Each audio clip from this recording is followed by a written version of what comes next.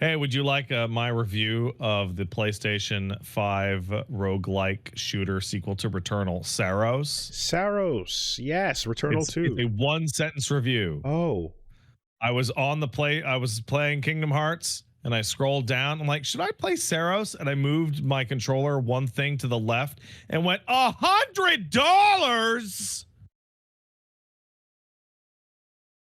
oh my God. All right. Oh my No thanks. God. Hold on. Is it the same length as Returnal? Yeah. Give or take. Jesus, that's Canadian. Yeah. Plus tax. It's $104, $105 with tax. Yep. How long to beat? 20 hours. Oh my God. Yeah, I had a similar experience. Someone recommended that new anime racing game that looks super realistic, but they have anime characters. Yes. I also was going to look at that. Okay. What was it? I forgot what it's called. Shifter or something? I also forgot what it was called because Screamer. this exact scenario happened. Yeah. Screamer.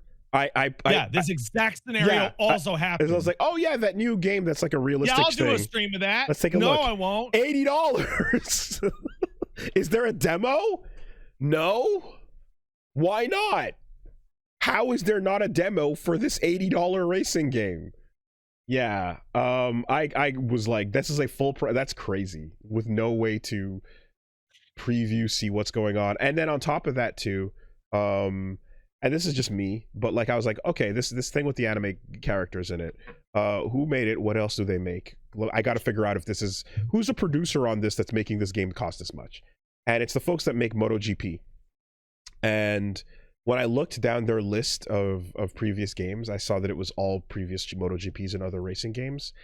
Yeah. And that kind of bummed me out because I realized that I don't want a racing game from people that make racing games. I want a racing game from someone that made some other shit. Because then I'm like, if you told me, so right. If you told me you made like Tetris and now you're making a racing game, I'm way more interested in what you have to say about racing.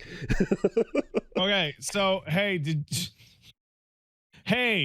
do you want to buy Saros, the new PlayStation exclusive roguelike, or do you want to play Mugenics and Hades 2 for the same price? That price is madness, dude. Oh my God.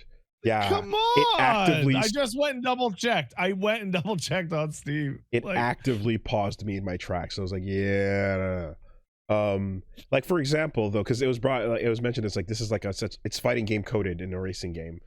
And I was like, well, I do remember that other fighting game coded racing game, Buck Up and Drive, where it's split screen, Top Gear view, like Outrun style, and you're both driving and spinning at each other on the track, trying to hit each other and make each other crash while you're racing. And that shit's dope as fuck, and you have life bars. It's great, you know?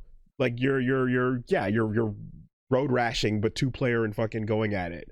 And that's I want ideas like that coming to the genre from outside, you know.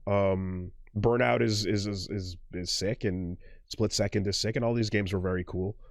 Split Second, oh my God, what a great game with only one flaw. Did you play a lot of Split Second? Not a ton, but I was watching Shmup God Pat play a bunch of it too. Because I got about 80-90% of the way through Split Second, and it was like it controlled so well, and the race gimmick was so sick. awesome. Mm-hmm.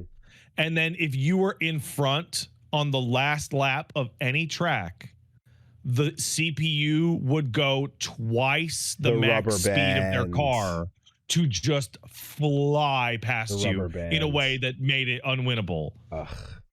Yeah. All this to say ultimately that I'm like I'm infinitely more interested when that's who's behind it, you know. That pricing is madness. I can't what That's my review. My review is me live on stream going $100. No thanks. Wasn't Returnal also expensive on release? It was $60. Hey, Woolie, because I'm sure this is in the news about all the consoles getting more expensive. It's a bad sign when people who stream video games every day, look at the price of your game and go, yeah, right. No thanks. I mean, my first thing that's dire. The first thing I do is I go like, is there a demo? And second, Returnal was $40 apparently.